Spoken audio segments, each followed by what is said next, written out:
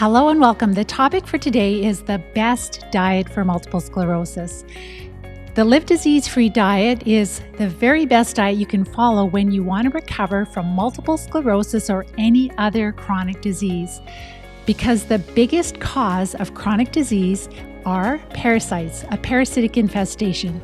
And so when you follow a diet, and because I know it's really confusing to try to figure out what kind of diets would be helpful because there are so many different types of diets, and we'll talk a little bit about that today, but really the best diet to help you recover from chronic disease is a diet that greatly reduces the food to the parasites that are causing the symptoms and the disease, but this diet should also feed the body with a lot of nutrition. And so when we decrease the food to the parasites, they become less active, inflammation starts to go down, we start to have a lot of symptom improvements. This is called immune modulation. And that is why the Live Disease-Free diet, which is a low-carb diet, is the very best diet to follow if you want to recover from any type of chronic disease. In this video, I'm going to share with you the guidelines for the Live Disease-Free diet. I'm going to give you lots of ideas on what you should be able to, what you can eat so that you'll be very clear on that. I'm going to share with you a lot of successes that our students have experienced. So this is a proven diet that really works. So you're going to hear successes, kind of like the symptoms that you can expect to experience if you follow this diet properly.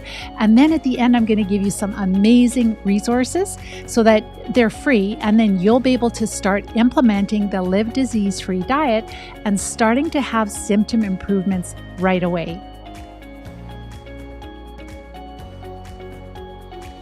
If we haven't met, my name is Pam Bartha, and I'm the author of Become a Wellness Champion and the founder of Live Disease-Free.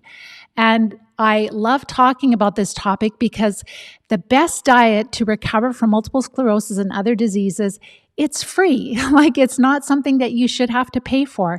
And we have all the guidelines for free, and I'm going to go over them today because sometimes it's nice to look at written material, but sometimes it's really nice to get more clarity through people answering your questions and just giving you some different ideas.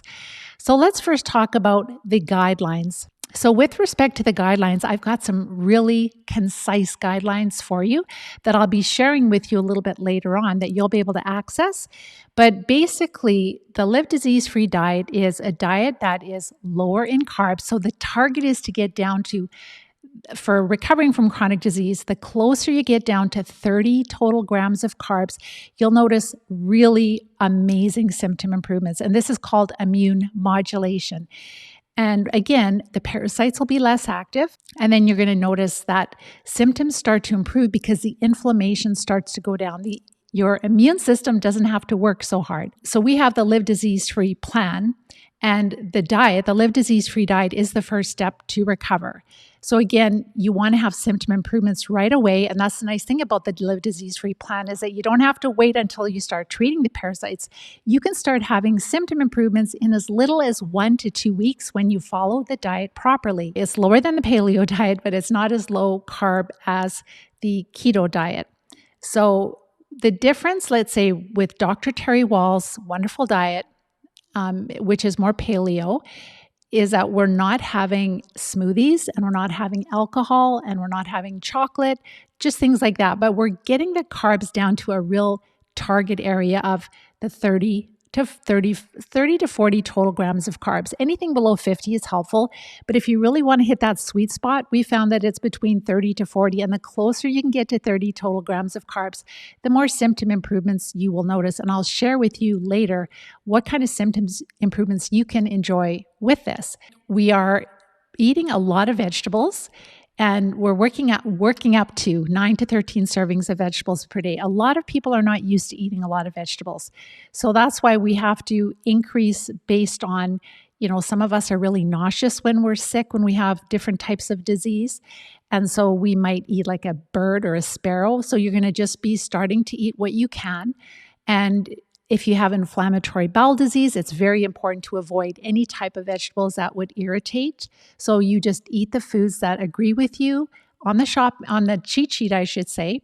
Eat the foods that agree with you, and it's absolutely fine to cook your vegetables until the inflammation starts to settle down. So if you're one of those people that, you get a lot of gas or bloating, or you just don't tolerate raw vegetables, you know that, or maybe you have inflammatory bowel disease, then just cook your vegetables until you start feeling better. So this could be oven roasting vegetables, sautéing, stir frying, or steaming your vegetables. It's absolutely fine. So the diet consists of working our way up to 9 to 13 servings of low carb vegetables, having moderate amounts of animal protein with every meal to maintain our muscle mass, because we do take out or avoid all of the dried beans and the legumes, etc., because they contain carbohydrates like fiber and other carbs that we don't digest very well, but the parasites will. So this is why we want to eliminate any dried beans and legumes in the recovery phase.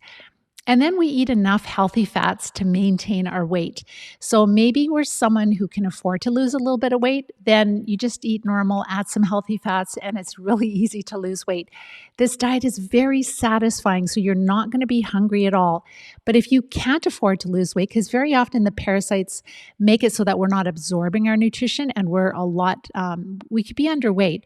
If that is the case, we just have to make sure that we are making sure that we're having enough calories per day. So as we decrease the calories from carbohydrates, we are increasing the calories from healthy fats. So that might mean we're having, at least 4 tablespoons of healthy fat with a meal. And that can be butter, can be extra virgin cold pressed organic olive oil.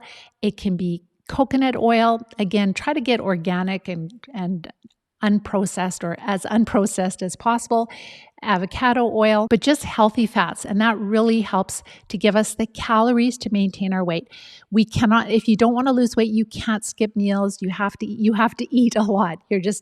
And some people are like, I'm not used to eating that much, right? Because some of the low carb vegetables, they're bulkier, but they're not as concentrated as a sandwich, for example. So it might take a little longer to eat, but it's nutritious.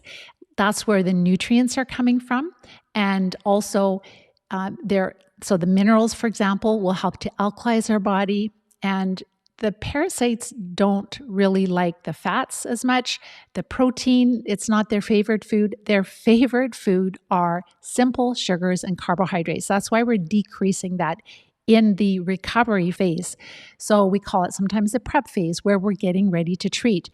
This is truly a very, very important step, because if you follow this low carb, live disease free diet properly, number one, you'll start to have symptom improvements within as little as 2 weeks. But number two, when you're ready to treat, you'll find that you tolerate the treatment so much better when you're treating the parasites, and you'll find they are much more effective, so you can recover more quickly.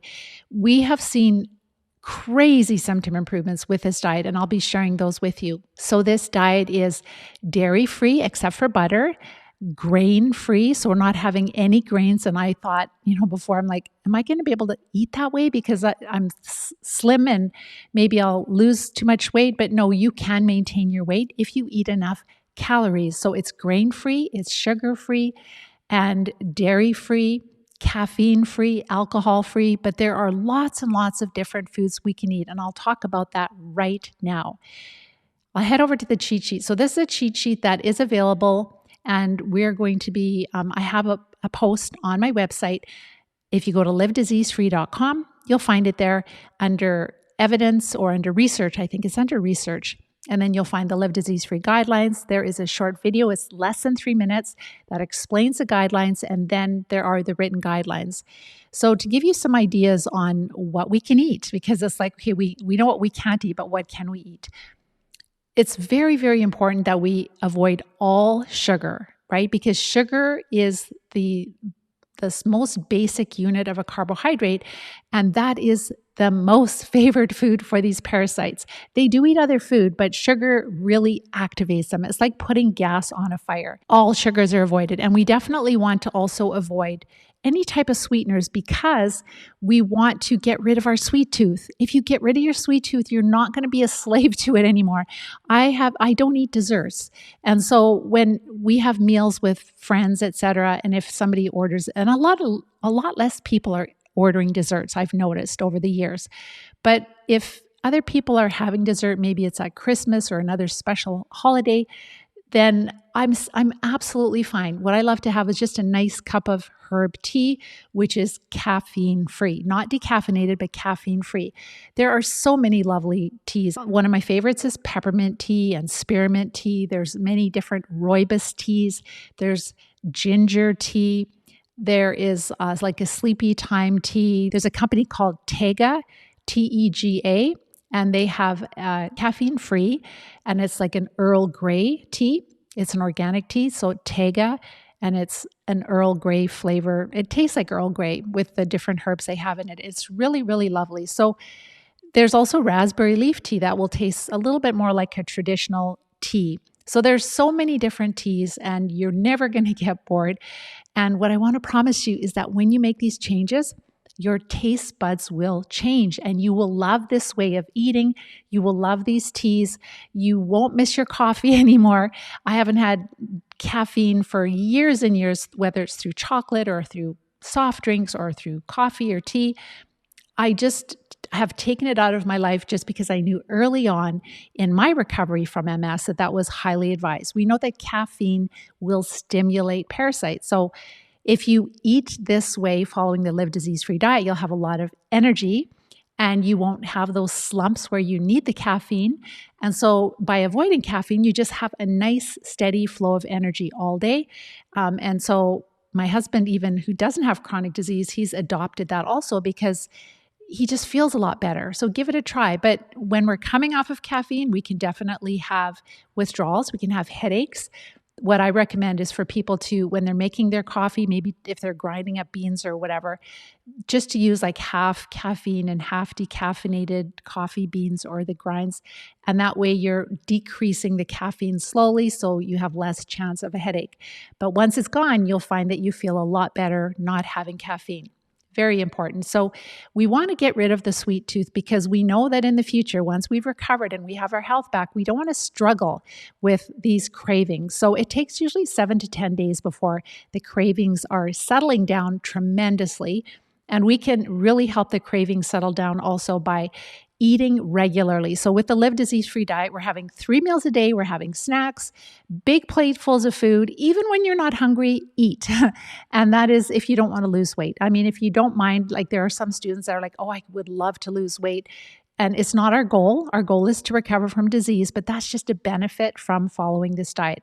And again, if you don't want to lose weight, you just have to increase the fat calories. So some people will, for example, they'll add MCT oil to their tea because it doesn't taste like anything. We have this wonderful mayonnaise recipe. So people will use different variations of it. They might use a spicy mayo with their meat. They might use a creamy dressing with like a Caesar salad type dressing with their salad. They might use a dip and make kind of a herb dip with their vegetables. That's another way to get extra fat calories inside of us. But those are just different ideas. So with respect to fruit, in the recovery phase, when we are recovering from a parasitic infestation, remember that parasites love sugar. They don't care if it comes from a cookie or some grapes or strawberries. The sugar in fruit will feed the parasites. So that's why we are decreasing the fruit intake while we are recovering. We're having 1 small serving of fruit about 30 minutes before breakfast. So that way the fruit is digesting in our body, in our stomach, and it's not going to ferment. Fermenting is basically when it's not fully digested and the parasites are thriving off of the sugar. So we want to optimize the digestion of it. That could be a very small kiwi or maybe like an 1/8 of a cup of berries, like strawberries. It's more like just a taste, right? If those, for us, we just love the taste of fruit. So it's just literally like a taste. Half a green apple would be another example. So a minimal amount of these fruits still have sugar, but you're just not having as much. So you're having a small serving of lower carb or lower sugar fruit. It's absolutely fine to have some lemon juice or lime juice on your salads. I personally, if you're recovering from chronic disease, I wouldn't be drinking lemon water throughout the day because you'll notice that although lemon is quite bitter, sour, and lime, that it still has a lot of natural sugar in it. So you don't want to be just drinking it all day long. It's super healthy, but just have it maybe on salads. Again, This is strategy. This is getting ready to treat by following the Live Disease Free diet. With respect to protein, the Live Disease Free diet really advocates for moderate amounts of animal protein with every meal.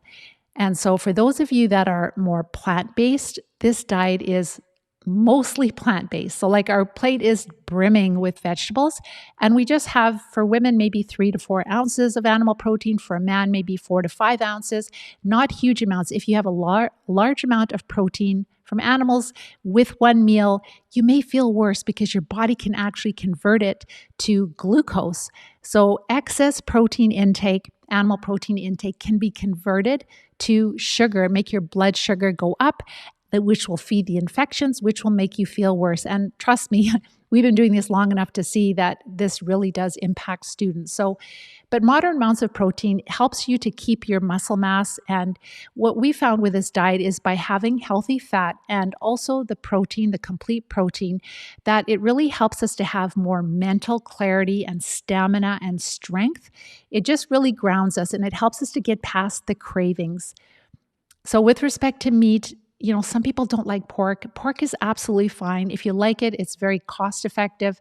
But it's nice to switch things around because that way you're getting different nutrients. So, beef is absolutely fine. And pork and fish and chicken and turkey, any type, even wild meats are fine. Please avoid processed meat. So, with respect to bacon and ham and sausages, anytime humans get their hands on meat and they process it in some way, soaking it in different chemicals and possibly adding a little bit of honey, a little bit of sugar. And, I've purchased even, let's say, roasted turkey meat from the health food store and thinking, okay, this is a health food store, roasted turkey meat, but I'm so sensitive to sugar as far as I don't eat it. So when I eat turkey, and I can tell if they've added sugar to it, and it just tastes gross to me because I don't like sweet turkey. So just be really careful because even, some things that are sold that are organic, they can have added sugar. So just eat, the real meat that has not been altered in any way. Yes, hamburger, ground pork is absolute, ground chicken, ground turkey is fine, but make your own sausages. Really easy to do. Eggs are fine. So if you are sensitive to eggs, or if you suspect you're sensitive to eggs, then avoid them or get tested. There is a simple COCA test you can do at home, which checks your resting heart rate. If you're eating a food you're sensitive to, then your resting heart rate when you wake up in the morning, it's going to be a little higher when you eat that food you're sensitive to. And you can test it over 2 or 3 times to make, I would say at least 3 times or more, to make sure that it's accurate, because sometimes even just thinking about something stressful can make your heart rate go up. But it is helpful, or you can be tested by different naturopaths. Different practitioners can do energy testing or other testing for food sensitivities, but avoid foods you're sensitive to. But a lot of us are not sensitive to eggs, and they are really nutritious. Again, with all of your food, whether it's produce or whether it's meat or eggs, try to find produce that has been, let's say it's organic, non-GMO. All of those things are really important, but it's not essential to recover from parasites if you cannot purchase all organic food. The more that I'm learning about different things they're doing to our food that we didn't know about, try to buy local, try to buy from places where you know how the animals were raised, how you know that they were processed, the produce where, if you know how it was grown. So right now we're into the summertime where we're starting to get, in Canada, we're starting to get some really nice produce. We just purchase from local farms. We try not to we don't purchase from the large commercial grocery stores when we have all of that available for us in local farms. And also the farmers markets are great. The farmers markets can be a little bit more expensive depending on your city, but we just go directly to the farms because they're a little bit more cost effective, and we know them and we trust them. Dairy, we avoid all dairy. This has been known for many, many years. I was diagnosed with MS over 35 years ago. And back in the day, they knew that anyone who had multiple sclerosis or any other chronic disease dealing with candida or others, we avoid dairy because the protein in dairy is very similar to the protein in gluten. And people are very sensitive to gluten and very sensitive to dairy when we have these parasitic infestations. And then also dairy has this sugar called lactose. And so that sugar can feed the parasites also. Butter is fine. Ghee would be even better. So if you take some butter and you melt it in a pan, you'll see it separates. There's fat, and then the milk will be sitting at the very bottom of the pan. And so if you scoop off the fat, that is called ghee, and that's getting rid of any residual milk that would be left in the butter. But most of our students tolerate butter just fine. So, with respect to vegetables, the ones that we're avoiding would be things like white potato and corn and peas and sweet potatoes, any type of carb that you know is kind of comfort food and it really helps to fill you up.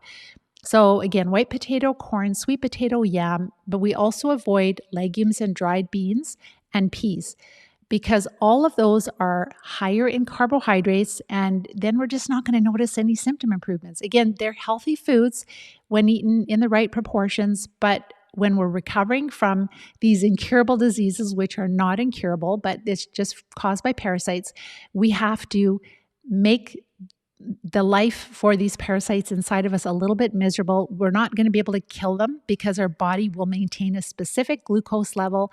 So they're not going to die, but they're going to be a lot less active when we get the carbs low enough. So if you're eating things like potatoes and corn and peas, you'll find you cannot get your carbs down to 30 or to 40 total grams of carbs per day. But it's absolutely fine to steam, saute, oven roast, and stir fry the vegetables that agree with you. That can be things like the green and yellow string beans. It can also be like bok choy, su choy, like the Chinese vegetables that are lower in carbs. It can be asparagus and broccoli and cauliflower, cabbage and Brussels sprouts. There are so many different vegetables that we can eat that are absolutely fine. Cucumber, celery. When we're having things like carrots and avocados and tomatoes and peppers, those are allowed on the Live Disease-Free diet, but we're having smaller amounts of them because they are higher in natural sugars and carbs. So tomatoes are a fruit, and if you're not sensitive to them, having a couple of slices on a large salad is fine, and it just adds flavor. And it just makes things interesting. Adding a little bit of chopped carrots is fine. Same thing with like beets. Like if you were going to have the beets, which are a root vegetable, any root vegetable will be higher. So a little bit of grated beet on a salad, a very small amount, or a little bit of carrot. Avocados, they are higher in fat, but they're also higher in carbohydrates. Maybe one or two slices of maybe a quarter of an avocado on a large salad. Just dice it up a bit, put it in the salad. It gives you some variety. Be very careful with nuts and seeds. That's what I wanted to mention because there are certain nuts and seeds we should avoid. So, for example, peanuts and pistachios, they're usually higher in mold content. And most, if not all of us that have chronic disease, we are dealing with fungal overgrowth in our body. So although the mold that would be growing in these nuts would not cause an infection in us, our body is sensitive to fungi when we have fungal overgrowth, and it could benefit the fungi that's living in us. So we definitely don't want to stress our immune system out anymore or benefit the infection. So peanuts and pistachios are out, but it's absolutely fine to have very small amounts of things like walnuts and just be careful. It's good quality. So for myself, we just buy the nuts and they're not always great at Costco, but wherever you can find the best quality nuts. You don't want to eat rancid. I always check, for example, with pecans, I always check I'm eating raw pecans. It's absolutely fine to soak the nuts overnight, but when you're recovering, have a very small amount of the nuts. Let's say have a quarter of a cup or an eighth of a cup. And if you have that once or twice a day, mid-morning, mid-afternoon, one or two times, if you're improving with your health, if your symptoms are getting better, it's fine. But if you're not improving, take the nuts out and you'll probably find that you start improving a lot better. But make sure that if you notice any of the nuts or seeds have black on them, that is mold and that is not good quality. Or if they taste rancid, don't eat them. They should taste fresh because they can carry different types of mold. vinegar. So the only vinegar that we have while we're recovering is apple cider vinegar if you like it. I personally enjoy fresh lemon or fresh lime the best on my salads. I still do. I don't really love the flavor of apple cider vinegar. You can have it if you like, but I mean, I might add it a little bit with some lemon juice and some apple cider vinegar if I'm making a really big salad for a lot of people and they just love it. But I personally prefer a little bit of fresh lemon or fresh lime juice on my salads. It's a lot tastier for me. There is a nice herbal seasoning that I wanted to mention before I forget. It's called Herb a Mer. And you can usually find it in local grocery stores and health food stores. You can find it online. And it's a really nice seasoning salt. It has a blend of the sea salt, but with also different herbs. So it adds body to different dishes that you would make. All right. And alcohol, we avoid all alcohol. Alcohol is a mycotoxin. It's made by yeast. It is a carcinogen. It causes cancer. And when we have these infections in our body, we already are dealing with a significant amount of alcohol from the infections in our body. And we definitely don't need to add any more insult to injury for sure. So we avoid all alcohol. And let's see, yeast products, we avoid all yeast products again because we are dealing with fungal overgrowth and we just, number one, don't want to stress the body out anymore and we don't want to benefit the fungal overgrowth. The grains, it's important to just maybe mention, so we're avoiding things like pasta and rice, but also grains like amaranth and also millet and chia seeds, flax seeds. We're avoiding all the different types of grains because even if you took, let's say, flax seeds and you soak them, you'll notice, or chia seeds, you'll notice that there's like a very thick material that comes when you're soaking these seeds, and that is like carbohydrates, right? So that is a sign that, those are carbs and that is going to feed the parasites in our gut. And these parasites are microscopic. They don't need a lot of food. Very, very small adjustments make all the difference with the Live Disease-Free diet. So again, the target is to get to 9 to 13 servings of vegetables a day, and that equals about 3 platefuls of vegetables per day. And if you're wondering about a serving, like what we usually say is it's similar to what Dr. Terry Walls is, like 3 platefuls of vegetables. And if you're losing weight, make sure your platefuls are really large and that you're adding a lot of healthy fat. And what I do is, like, you might have some butter on your meat. See, you can even do like garlic and different herbs in your butter, which tastes really good. You might use mayo, like spicy mayo. You could use chimichurri sauce. We've got a recipe on our website for holiday meal ideas. You can probably just even look up Live Disease-Free and chimichurri, and that's just like a bunch of fresh herbs put together in a little bit of oil. I think it's olive oil and maybe a little bit of lemon in it. Delicious on barbecued meat or any kind of meat. So you're going to want to make sure that you're having that healthy fat to maintain your weight if you need to maintain your weight.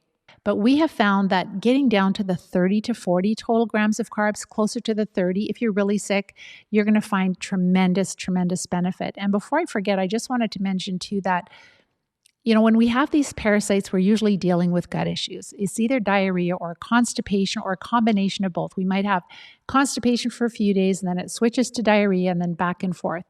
Bowel incontinence is also really common.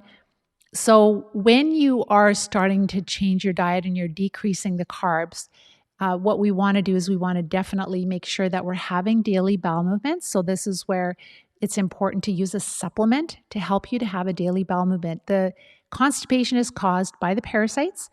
And so when you're taking something like what's the most popular for our students is Oxy powder by Global Health. You'll find that on our website, livediseasefree.com. Under shop, you'll see a direct link there.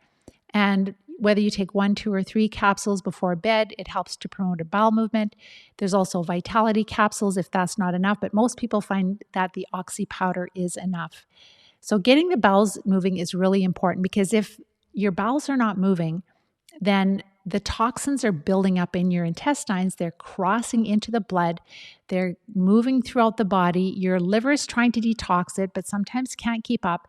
They're crossing the blood-brain barrier, and they're causing things like depression and anxiety and terrible brain fog and memory issues and on and on. And so that's why it's really important. Like, we're decreasing the carbs, but we want to keep things moving, right? And before we start treating, we want to be having daily bowel movements. We don't want to be killing the parasites and having them rot inside of us. We want to get them out as quickly as possible. You can use the Chronometer, which is a free app on your phone. And that includes, when you're measuring using the Chronometer, make sure you're measuring the total grams of carbs, not the net grams of carbs. The difference being that total includes everything: fiber, sugar, carbs, starches, everything. Whereas the net grams of carbs will omit for sure fiber. And so if you just measure the net, you'll say, oh, wow, I'm, 35 grams of carbs and I'm in the target zone. But if you miss the fiber, maybe you're over 50 then, and you really don't notice a symptom improvement because you're like, well, I'm following it and I'm not noticing symptom improvements and I'm in the target zone. What's wrong? It could be that you're just measuring the net grams of carbs and not the total grams of carbs. So again, if you don't want to lose weight, you have to increase the calories per day, 3 meals, 2 snacks. It might take a little bit to get used to. Some of us are used to eating 2 meals a day. We might eat a lot during those times, and we might do intermittent fasting. We don't recommend that while you are getting ready to treat or treating. Once you're well, if you want to intermittent fast, that's fine. But if you keep the carbs really low and then you just only do a couple of small meals, you will lose a lot of weight. So the key is to just basically figure out, okay, this is my age, this is my gender, this is my activity level, so this is how many calories that I need per day. So at least half of my calories should come from healthy fat. And then we have a way of measuring all of that in our program, the Live Disease Free program, but I'm sure you can find it online too, because there's so many calories in a tablespoon of fat, and then you know how many tablespoons of fat. But I would say it would be at least 4 tablespoons of fat, and you might want to do more with each meal. What we find in our students is that their cholesterol normalizes, their blood pressure normalizes. So I've been eating 2 eggs in the morning for years and years, and my cholesterol is wonderful. So cholesterol in food is not going to cause cholesterol issues. The reason that we may have cholesterol issues is that a lot of these parasites, they can live in the linings of our blood vessels. And when they do that, then that causes inflammation. Inflammation is our immune system attacking those parasites in the lining of our blood vessels. And so our body will produce cholesterol in response to that inflammation to try to protect the lining of the blood vessels. So what feeds the parasites is carbs. So as we decrease the carbs, the inflammation goes down, and then people find that their cholesterol normalizes. And also, there is a lot of misinformation about cholesterol. We follow more of the current research, not the old research that really promotes the cholesterol lowering drugs, because they're very, very toxic and they're very hard on our bodies. So Dr. Perlmutter is a great resource for that information. I'm trying to think who else, probably Dr. Mercola also, but Dr. Perlmutter is a real expert in that area. He would definitely be one. And I think that Dr. Mercola did some kind of a chart on cholesterol, or maybe a few of them got together doing that. So that's very old school, is like high-fat diets cause cholesterol. No, because even family members that I have that had high cholesterol, they would go on Atkins diet, which was high-fat, and they would find that their cholesterol would normalize. So that was just maybe more to promote the certain medications, I would assume. And so it's very important to choose food as close to its natural state as possible. The healthy fats, organic, cold-pressed, non-GMO, extra virgin if possible, olive oil and coconut oil and butter and avocado oil. There, you'll find that there are some other different types of oils that you can find in health food stores, like even walnut oil can be really tasty on a salad. But just make sure, again, that they are cold pressed, meaning that they're less processed. We don't want to have trans fats, extra virgin, organic. All of that stuff is important for the oils for sure. And you can find a lot of that in places like Costco even. So very, very readily available. So that is the cheat sheet, and the short video will be on that link. So most weeks we publish a newsletter, and on the newsletter, I'm covering a different topic every week. Next week, I'm going to be talking about, is multiple sclerosis an autoimmune disease? So maybe you don't have MS or maybe you do. It doesn't matter. So we're going to be talking about what is the evidence that autoimmune disease is really a thing. That all of these different labels, there's over 80 different autoimmune diseases and they're supposedly all unique. So are they really unique?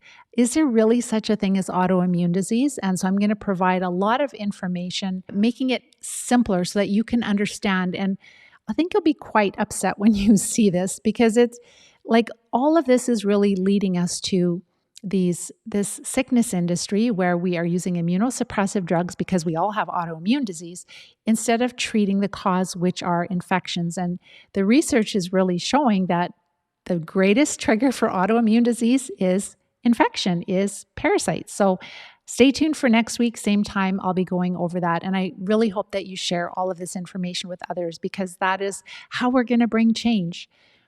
So let's talk about meal ideas. So I'm a creature of habit. Most of us are. We're really busy. And I'll just tell you what I like to eat. So in the mornings, I usually have different types of greens in the morning. So this morning, we actually finally have local greens again. So I just steamed a bunch of spinach that's grown in the dirt. It has a lot more flavor than those little containers, but I have eaten the stuff in the containers, in the dead of winter. It's nice to have that versus nothing. Spinach, not every day, but I'll have spinach. Arugula is really nice, especially just check the leaves, like if they are in the little plastic containers. Any type of greens, make sure they're not rotting. So you have to inspect them very carefully and you usually have to eat them fairly quickly if they are in those little plastic tubs. Don't eat greens that are rotten. The rotten part, that is different types of bacteria that can make you sick. So make sure that what you're putting in your mouth it's not rotting. And that includes even garlic it's funny, but garlic can actually have worms in them also, like the little filarial worms. I saw a video years ago about that.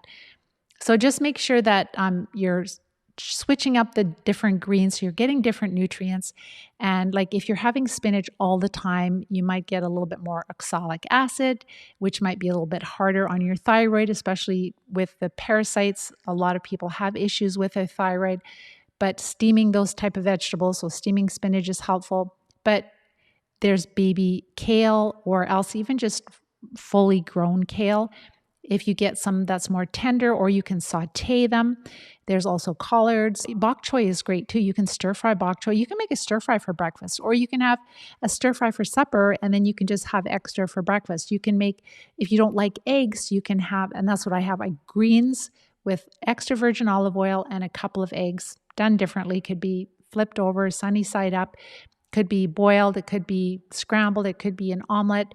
But if you can't have eggs, then what a lot of people will do is they'll just use some leftover protein from supper, or they might, on a weekend, they might just make up a batch of homemade sausages. And there's lots of, you can just look up whatever spices you like. You can put hot pepper flakes in it. Some people like coriander, cumin. There's so many different spices that you can put in. You can put in dried mustard. Not all of these together, but you'll find recipes and you'll know what spices you like, and you can make a bigger batch and you can just freeze it. So you can make like little patties, or you can form them into a sausage shape. I would think probably the patties would be easier, or round like meatballs. And then you can just have them readily available. Curries are great too. So whatever you like to have for flavors. With this diet, really rely on fresh and dried herbs to give you the flavor that you want. Cumin, all of the different flavors and curries, the Italian spices, the oregano, basil, thyme, rosemary. I actually planted for the first time in a couple of years because we were in transition, but I've planted some herbs and just absolutely so excited to get into them. We do have local farms that grow a lot of herbs, so I always get fresh herbs, but it's nice to have your own for sure.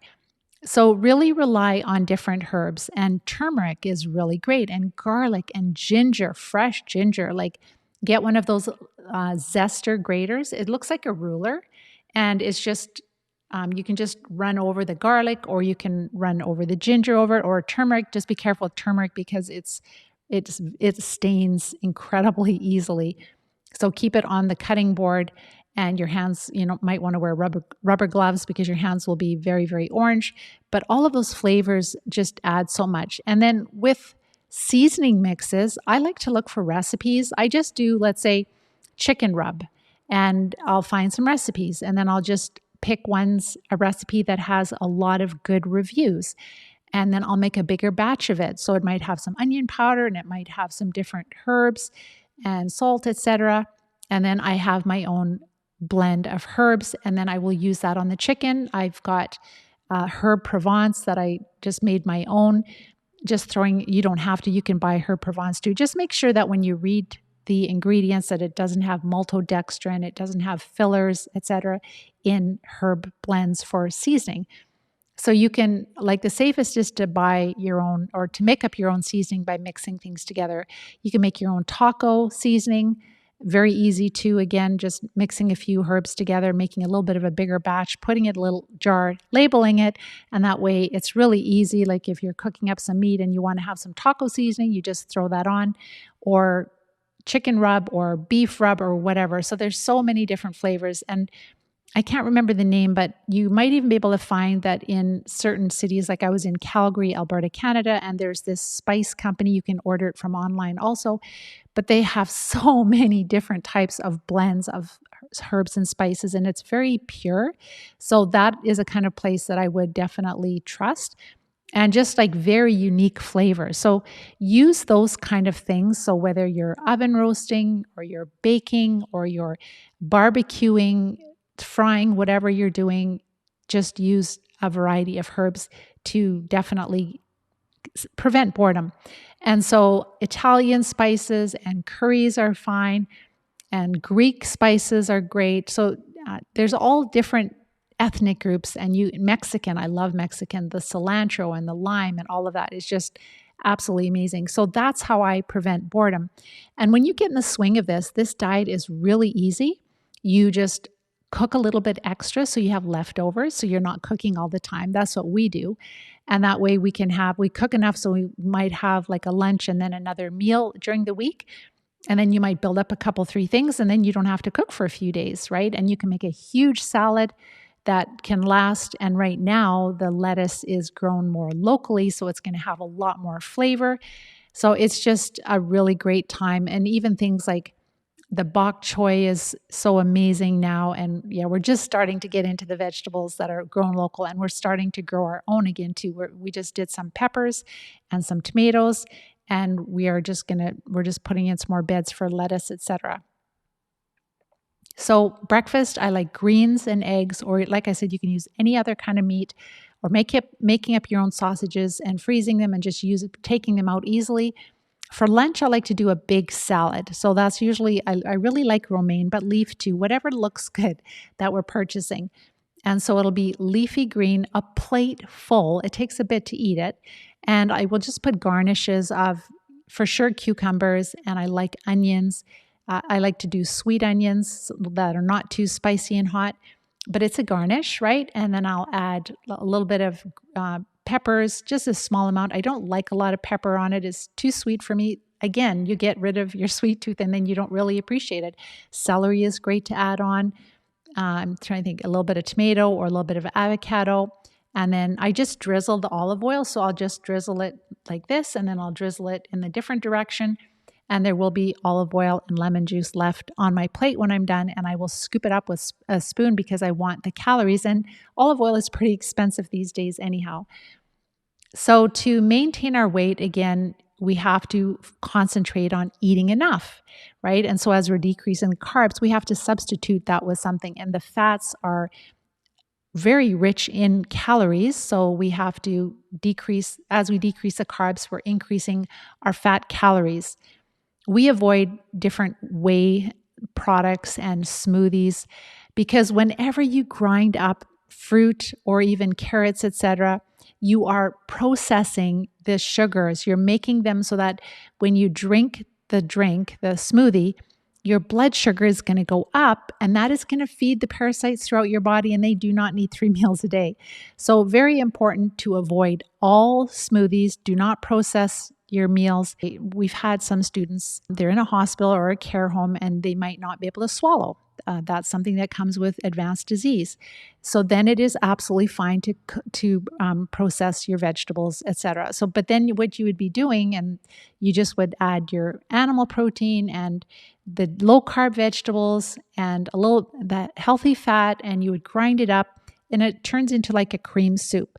So if you can't swallow, you can do that, and it'll still be low carb. You're using all the low carb vegetables, and even things like cucumber you can put in, but spice it up with things like you might like a ginger soup, or you might like a dill soup, like to have different flavors, a garlic soup, but just use different flavors to spice it up. But the rest of us, for breakfast, we are chewing our food because that really helps to detox the brain. Very, very important, because we do have infection in the brain when we have neurological diseases. And even things like migraines, are finding lesions in the brain of people that have migraines, and that is pockets of inflammation, which are pockets of infection. So we definitely want to keep our carbs steady down, and we want to make sure that we are chewing our food to help detox the brain. We avoid all the fermented foods, so the kimchi and kefirs. We avoid kombucha. We avoid all of that except for the raw sauerkraut, because there can be natural yeast occurring in those other fermented foods. And again, if you are going to introduce any type of raw sauerkraut, homemade or store-bought, make sure to start really slow. So some of the questions: do I have to eat this way forever? And the answer is, when you start really following this diet, you will love it. It is anti-aging.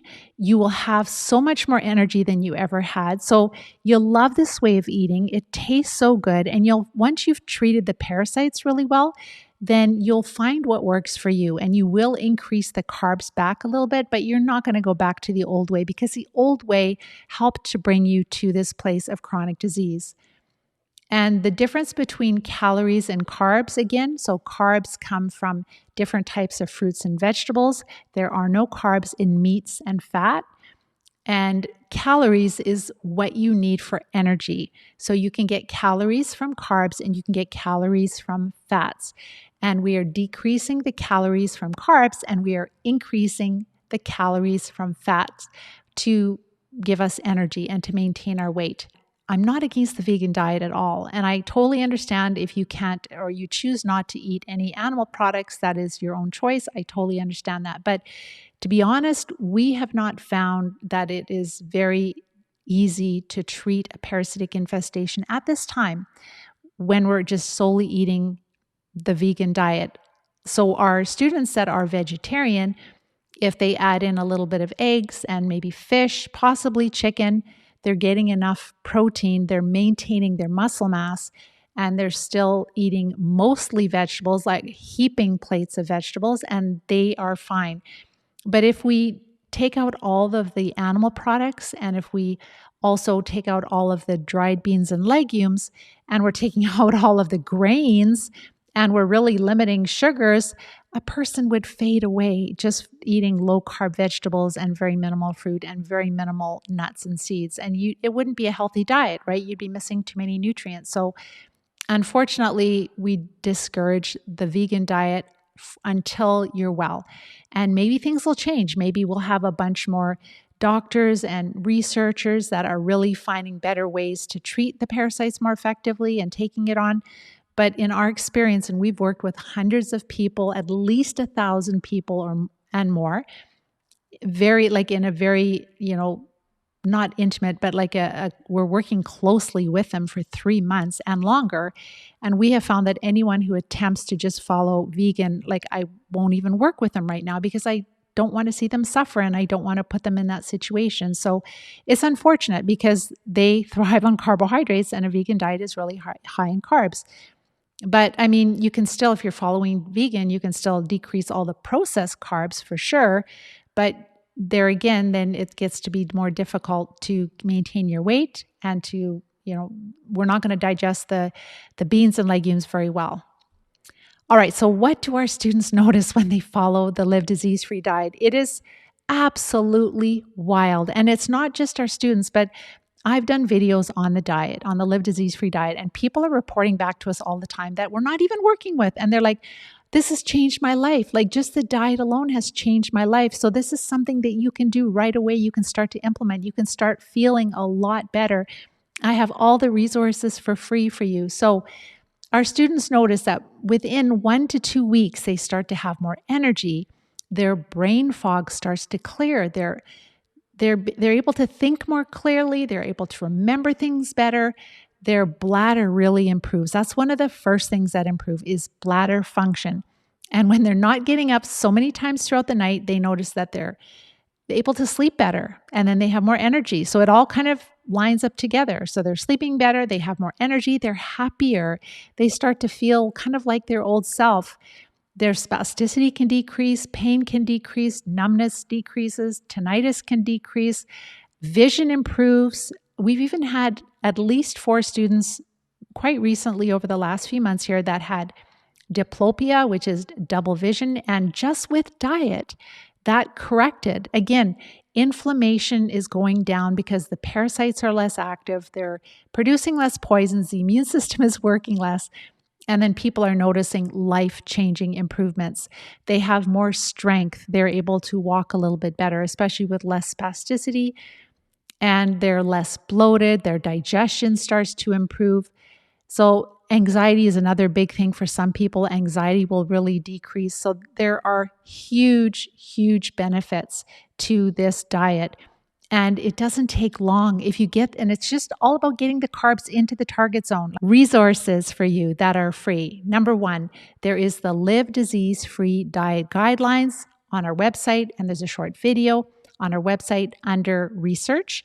Then you'll see in YouTube, there's a playlist of, and I talk more about, I didn't even talk about what I eat for supper. Supper, it's usually some kind of animal protein, which is barbecued, oven roast, oven baked, etc. And then also I like cooked vegetables with supper. So a couple of servings of cooked vegetables. If I'm still hungry, I'll have some extra greens.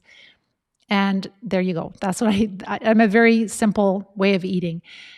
But there's things you can do. You can do taco salads. You can do different types of stews you like that are with low carb vegetables. I'm trying to think, just simple things on the barbecue. Again, chimichurri and the herbs and spices and garlic and all of that is so flavorful. Hamburgers, souvlaki, on the meat on a stick, whether it's lamb or chicken, like all those beautiful flavors.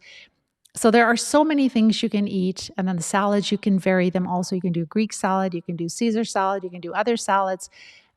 Be careful with cabbage. Don't have tons of cabbage because cabbage is a little higher in carb and you'll find that that isn't going to agree. So cabbage is fine to have in smaller amounts.